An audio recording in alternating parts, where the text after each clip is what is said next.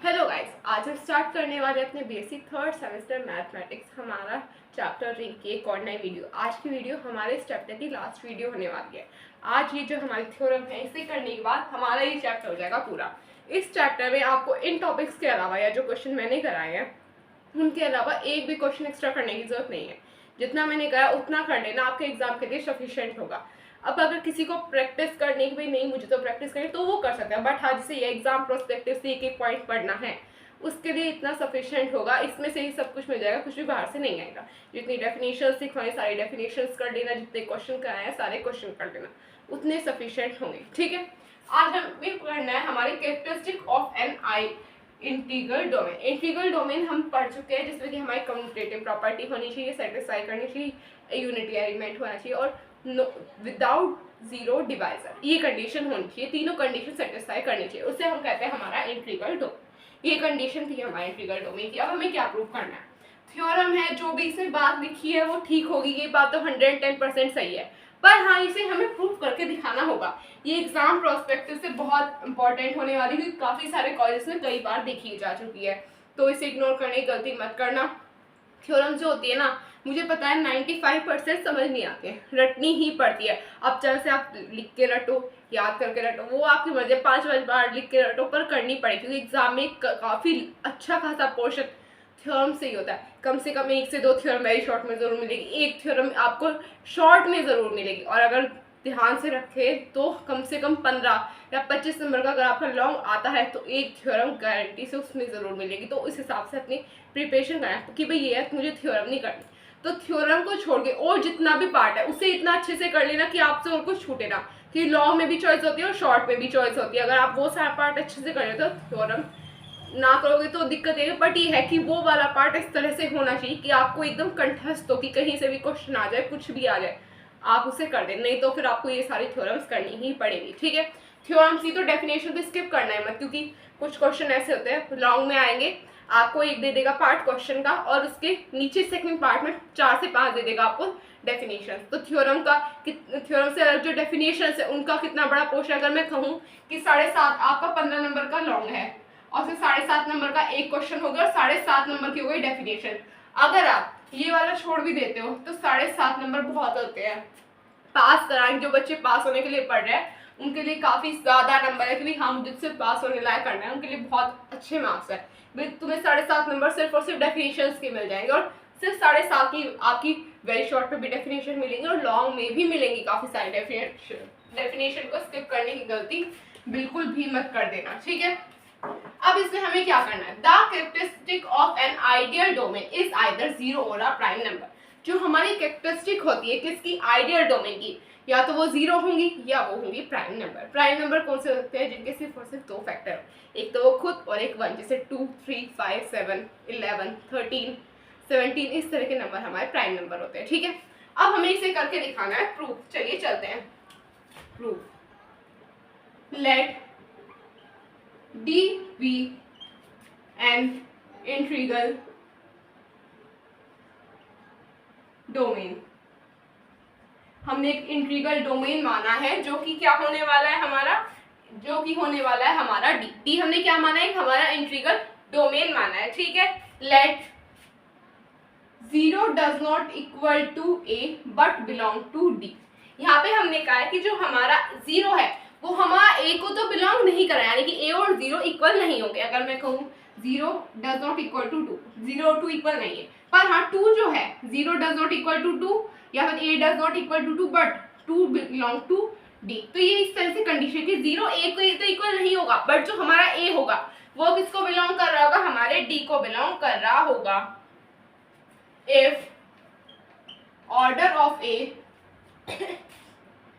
if order of A is 0 then the if order of 0 if order is 0 then the characteristic is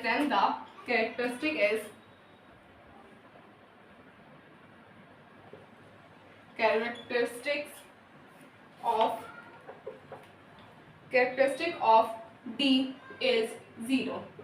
जो अगर हमारी जो condition है, अगर हमारा 0 जो ऑर्डर हैगा ए का, ये 0 नहीं ओ है, अगर हमारा ऑर्डर ऑफ ए क्या हो 0 हो तब हमारा क्या हो, जो हमारी कैरेक्टरिस्टिक होंगी डी की वो 0 होंगी। If order of A is finite then, अगर हमारा ऑर्डर ऑफ ए फाइनाइट होगा तो हमारी कैरेक्टरिस्टिक क्या होगी, then the characteristic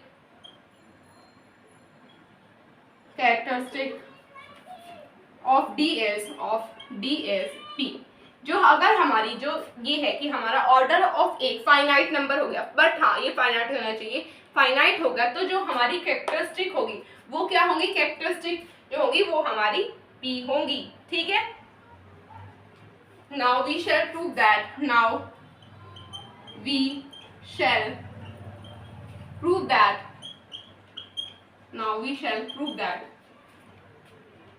must be a prime.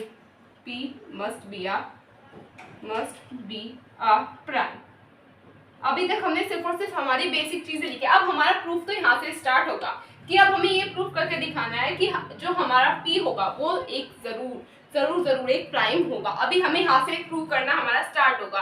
अब हम लेट क्या करेंगे, लेट करेंगे कि P हमारा एक प्राइम नहीं है, let P is not a prime, let P is not a prime.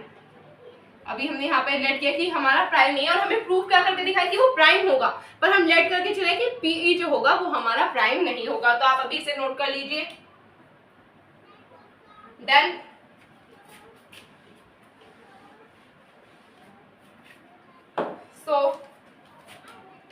so P1 into P2 does not equal to 0। जो इसमें हमारे एलिमेंट होंगे यानी कि अब P1 into P2 is equal to P। अब अगर मैं कहूँ कि मैंने दो सेट एलिमेंट मान लिए हमारे P के अगर हम P1 और P2 की मल्टीप्लाई करें तो हमें क्या मिल रहा होगा, हमें मिल रहा होगा हमारा P, जहाँ पे हमारा where P1 does not equal to 1 and P2 does not equal to 1, जहाँ पे हमारा P1 और P2 1 के इक्वल नहीं होगा। और यहाँ पे एक और कंडीशन भी होगी, एंड P1 जो होगा वो जो P होगा वो P1 से बड़ा होगा, एंड जो P2 होगा वो भी P जो होगा वो भी P2 से बड़ा होगा।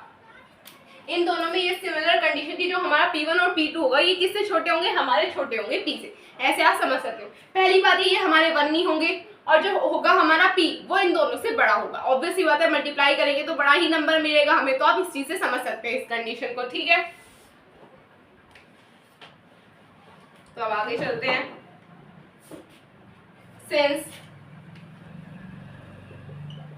since D is an integral domain, therefore since D is an integral domain, therefore the product of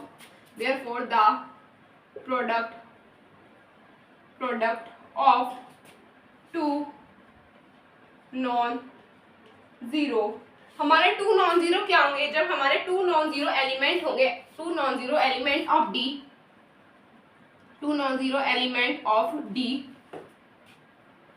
can not be equal to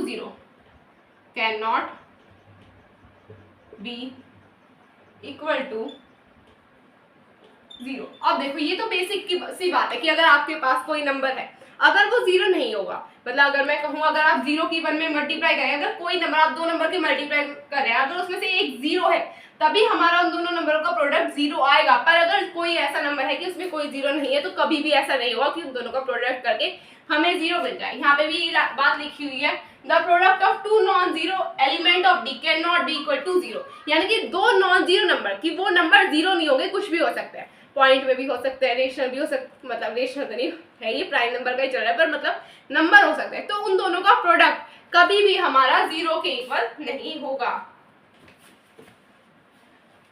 तब आगे चलते हैं, यहाँ पे आ जाएगा हमारा a does not equal to 0, जो हमारा अगर हम दो a की मल्टीप्लाई करें तो वो हमारा कभी भी 0 के इक्वल नहीं होगा। Example a square does not equal to 0, आपने कभी किसी नंबर का स्क्वायर देखा कि वो 0 के इक्वल आ गया, कभी नहीं।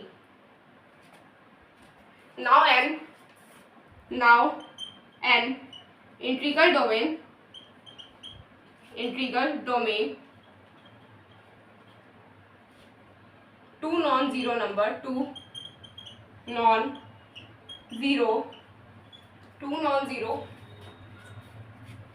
Zero element are of same order. यहाँ से हमें एक चीज मिल गई, जो हमारे इंटीग्रल डोमेन के नॉन जीरो नंबर होंगे वो हमारे किसके होंगे, सेम ऑर्डर के ही होंगे। यहाँ से हमें ये चीज मिल चुकी है, तो आप इसे नोट कर लीजिए।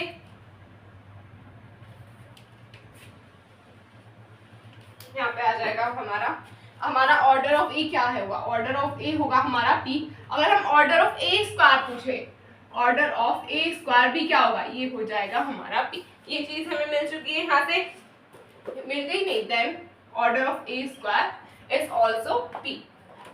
अब हम यहाँ पे क्या लिख सकते हैं कि p into A square is equal to 0। लिख सकते हैं, नहीं लिख सकते, लिख सकते हैं।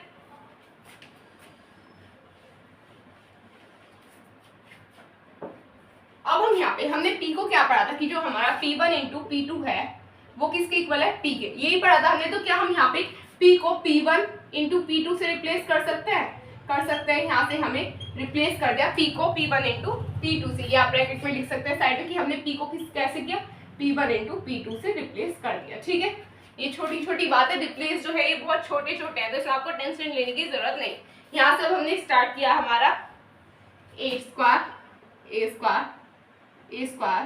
Dash up to P square term is equal to 0। यहाँ तक आ जाएगा हमारा P1 P2 term is equal to 0। यहाँ तक हमारा ये आ चुका है। अब हम यहाँ पे क्या कह सकते हैं, अब हमारे पास यहाँ पे दो ए है, यहाँ पे एक P1 है एक P2 है। यहाँ पे हम P1 A P2 into A is equal to 0 कह सकते हैं, नहीं कह सकते, कह सकते हैं। तो अब हमें यहाँ से क्या मिल गया है, तो यहाँ से हम दोनों को अलग अलग करके ऐसे लिख सकते हैं कि हमारा P1 into A is equal to 0 और P2 into A is also equal to 0। कह सकते हैं, नहीं कह सकते, कह सकते हैं। यहाँ पे आप और लिख देंगे आइदर, यहाँ पे आ जाएगा बट। अब अगर ये कंडीशन हमारी होगी तो क्या हम यहाँ से कह सकते हैं जो हमारा P होगा वो P1 से बड़ा होगा एंड जो हमारा P2 से भी बड़ा होगा हमारा P। यहाँ से हमें ये कंडीशन मिल चुकी है, यहाँ से हम कह सकते हैं। अभी आप इसे नोट कर लीजिए। Then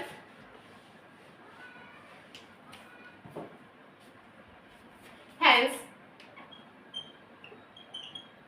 P is the least positive integer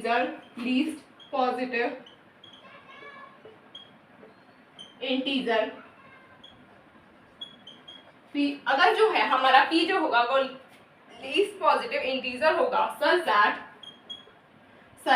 that तो हमारा P इंटू ए क्या हो जाएगा, 0 हो जाएगा। अगर मैं लीस्ट पॉजिटिव इंटीजर कहूँ तो वो क्या होगा, वो होगा हमारा 1 और 1 से छोटा क्या होता है 0। तो यहाँ पे अगर मैं कहूँ जो P है वो लीस्ट पॉजिटिव इंटीजर होगा तो दूसरा नंबर क्या होगा हमारा, वो हो जाएगा हमारा, ये हो जाएगा हमारा ए जो होगा जाएगा वो हो जाएगा 0। तो यहाँ से हमें क्या कंडीशन मिल गई है, तो यहाँ से हम क्या कह सकते हैं कि जो हमारी कंडीशन होगी, जो हमारा P होगा वो हमारा प्राइम नंबर होगा। यहाँ से हमें ये कंडीशन मिल चुकी है। ठीक है, यहाँ से हम अपनी लास्ट कंडीशन लिख देंगे यहाँ पे, हैंस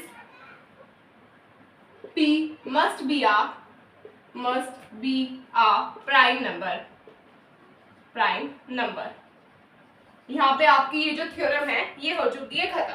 ये थ्योरम जो थोड़ी सी है ये रटने वाली है, इसमें आपको समझ क्या भाई, समझ ऐसी कोई डिफिकल्ट भी नहीं है, बट हाँ इसे समझना बहुत मुश्किल हो जाता है। तो ये जो पूरी थ्योरम है ये काफी हद तक रटने वाले, तो आप इसे समझना चाहो समझा मैं चुकी हूँ, पर हाँ इसके कर जरूर लेना, एग्जाम के भी काफी चांसेस है इसके आने के, तो इसे स्किप मत कर देना। तो ये हो गया होगा।